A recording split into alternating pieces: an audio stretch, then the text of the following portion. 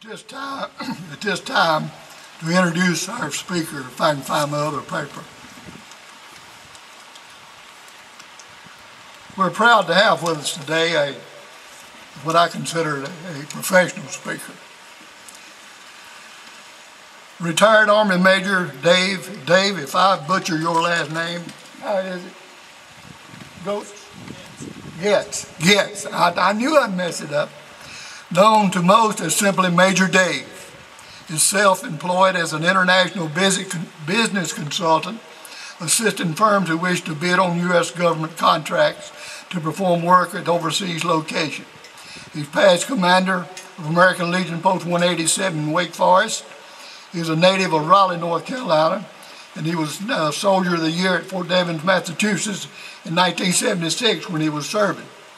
He served nearly 6 years on active duty, including duty as a military police investigator with the U.S. Army Intelligence and Security Command, both stateside and overseas, before returning home to Raleigh, North Carolina, and to North Carolina NC State University. He joined the National Guard and became an officer candidate. He completed officer candidate school, received his commission as a second lieutenant, and graduated from North Carolina State, earning a BA degree in sociology with a concentration in criminal justice administration.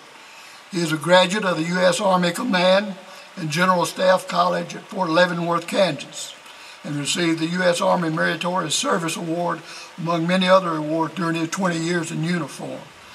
He is a former assistant professor at North Carolina A&T State University in Greensboro, where he taught courses in organizational effectiveness, military history, and leadership. He is a guest instructor in human resource management at the Command and General Staff College in Fort Leavenworth, Kansas. He is a fellow at the North Carolina Institute of Political Leadership, a member of the Fort Innate Honor Society, and is a recipient of the North Carolina Civilian Meritorious Service Medal for his continued support of our military since his retirement. He is the founder of the new North Carolina Chamber of Conservative Leadership. He and his wife Joanne live in Youngsville, North Carolina, just outside of Raleigh, and continue to travel the state, supporting local grassroots groups, military units, and other civic groups with sound and video support for their events. Please welcome Major Dave to the City of King.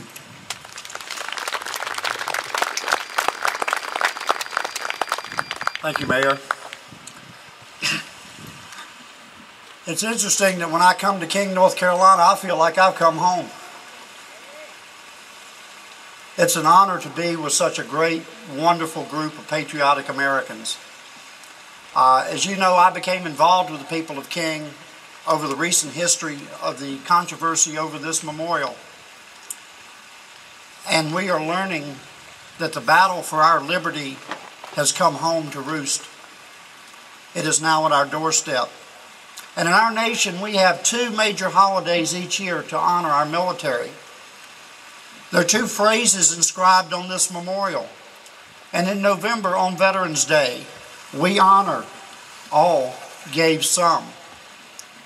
But today, on Memorial Day, we honor those revered names on the upper portion, some gave all. Back in the early days of World War II, a young man from Durham, North Carolina by the name of Edwin Whitefield joined the U.S. Army Air Corps, and he became a navigator on a B-24 Liberator and was sent to Europe to fly missions over Germany. And on his fifth mission, I believe it was, his plane was shot down.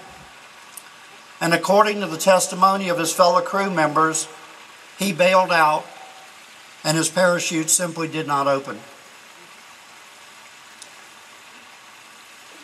What did that mean in the broader context of the war? Well, for one thing, it meant that a father and a mother and 8 brothers and sisters back home in Durham would never see him again. Edwin Whitefield is the uncle I never got to meet. So I was born into a legacy of service to our country. What can we say about these names on this plaque? For each and every one of them, they served something greater than themselves. When our founders declared us to the world in our Declaration of Independence to be a godly nation, they acknowledged there was always something greater than ourselves worth serving.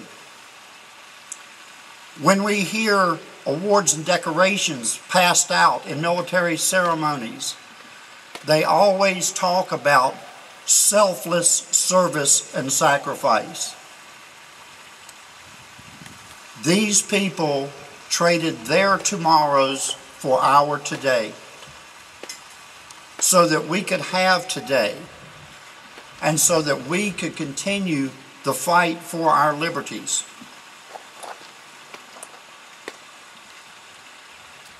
Stokes County has produced numerous leaders throughout the history of our state. You just recognized a very outstanding young lady by the name of Katie Lemons from South Stokes High School, who was selected as your County Teacher of the Year.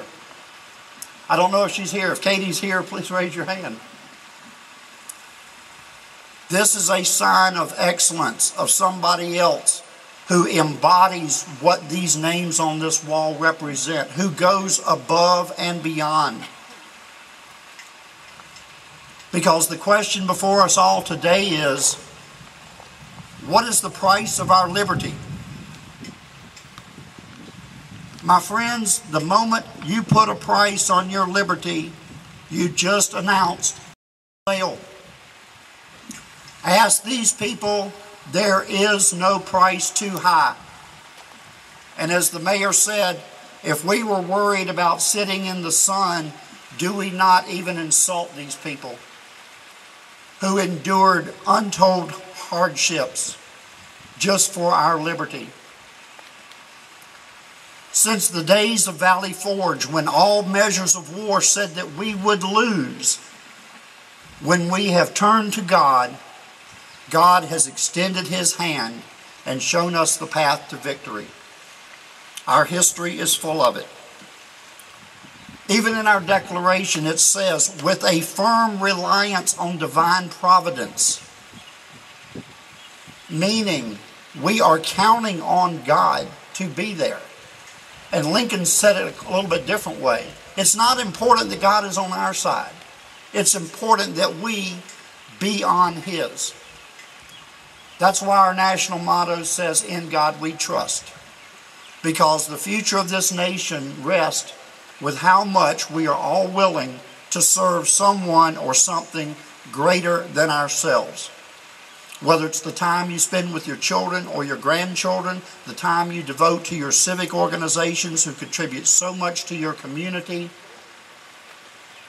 every bit of that labor, to anyone who has ever done it, knows that it was worth it. The rewards cannot be measured.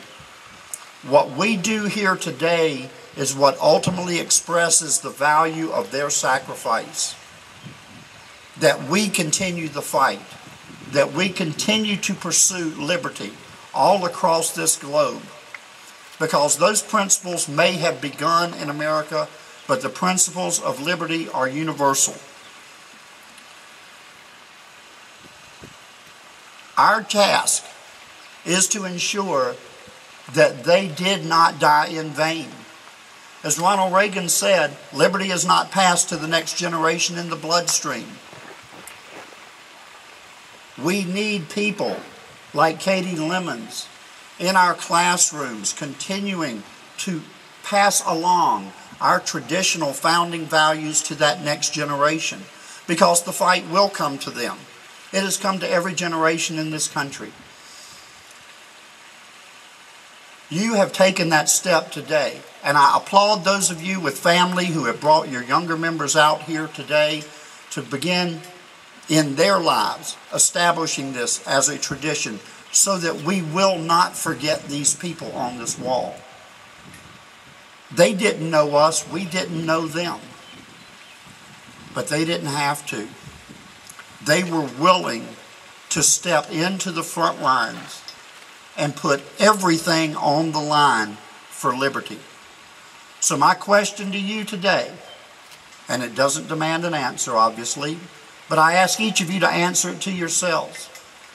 Just what are you willing to do to preserve your own liberty? Maybe it's going to a city council meeting. Maybe it's writing your senator or congressman in Washington. But there is something each of us can do. We have been blessed to be born in the greatest nation on earth. And I know that if the fight comes to King, the people of King will rally together and stand together and give it everything they've got. You have built an incredible memorial here. And its value far exceeds whatever dollars were charged to construct it. Our God is an awesome God. He's the God of Abraham and Moses. He is the God whose 10 commandments are carved into the stone of the Supreme Court building.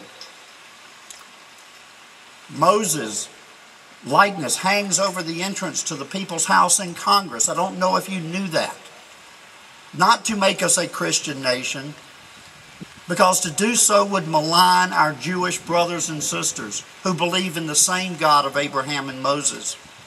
This is not about giving any church control over government, but this is about understanding that each of us has a Creator, and someday we will answer to that Creator. When I joined the military, I took the oath, and right there, even in the U.S. Code, when I take that oath, the last words are, "So help me God." That same phrase is what has sustained our nation in the past, and it is the same relationship that will carry us into prosperity in the future. It is an honor to be among such godly people today. I know many of you can put faces with some of the names on this wall. And for that, I offer a special prayer of condolence, because to those of you, it is can be no more personal than that. I look at the names on these stones, and the same names keep popping up. I see Kaisers and Kiegers and Eppersons, and generation after generation in different war. And I know that the lifeblood of America doesn't exist just in your textbooks. It's in your hearts. And you have passed it on from one generation to another. So today I thank you for taking the stand to come out and in reverence to memorialize those who have given that last full measure of devotion, and for passing it along to that next generation to keep the lifeblood of America flowing. And I salute you for it. Thank you very much.